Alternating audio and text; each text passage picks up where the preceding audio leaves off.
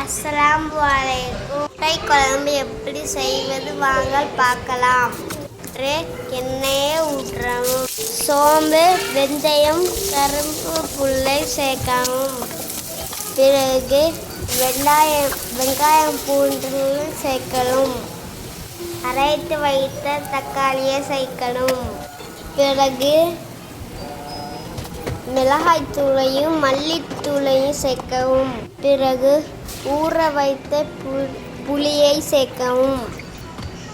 கத்தரிக்காவை தேவையான உப்பு அளவு சேர்க்கணும்.